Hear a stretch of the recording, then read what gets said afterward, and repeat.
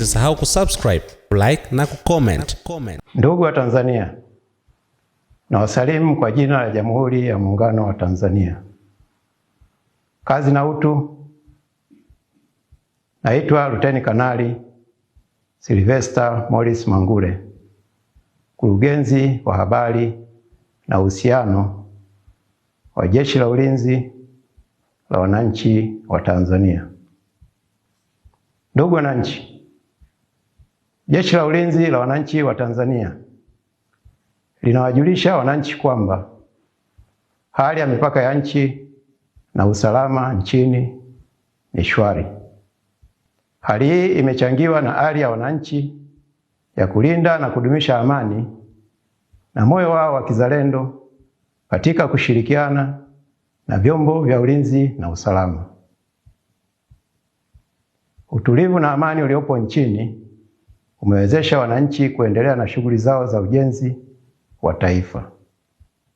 Pamoja na uwepo wa hali ya amani na utulivu, kumekuwa na uhamasishaji na upotoshaji unaofanywa na wasioitakia mema nchi yetu, kwa kuwataka wananchi kushiriki kwenye vitendo vya vurugu na uvunjifu wa amani na utulivu nchini.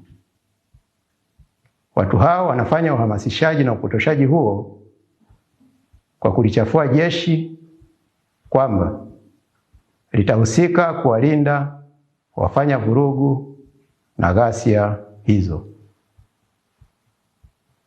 Vitendo hivyo vinaweza kusababisha madhara kwa washiriki na wananchi wengine: uharibifu wa mali, kuvuruga shughuli za wananchi za kila siku, na hatimaye kuharibu uchumi wa nchi. Ndugu wa Tanzania, jeshi linawasihi wananchi kupuuza wito wowote unaohamasisha kushiriki katika vurugu za aina yoyote.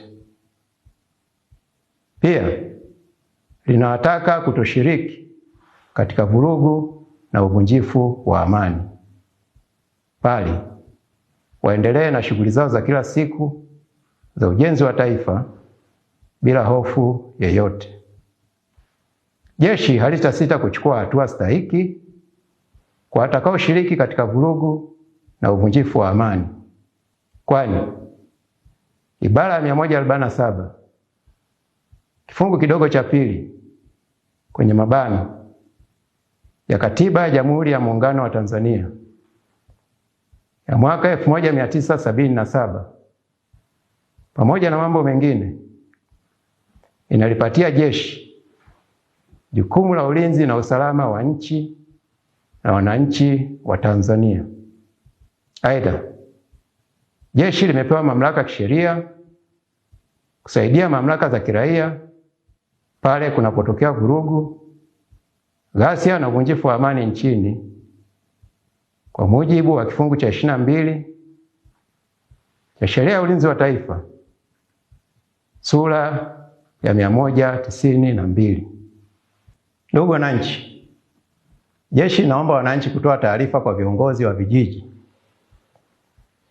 au viongozi wa mitaa na vyombo vya ulinzi na usalama kuhusu uchochezi au viashiria vya uvunjifu wa amani ili kudumisha utulivu nchini.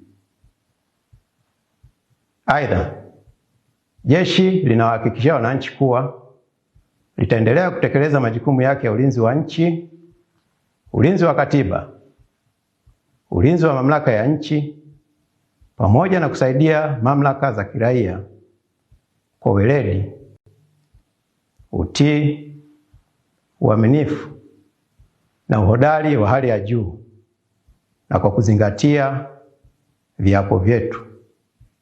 Ndugu wa Tanzania, jeshi linaendelea kushirikiana na wananchi pamoja na vyombo vya usalama ili kudumisha amani, utulivu na umoja kwa maendeleo ya taifa pamoja na wananchi wake. Asanteni sana. Ili kwa wa kwanza kupata habari zetu, tafadhali usisahau kusubscribe, like na kucomment.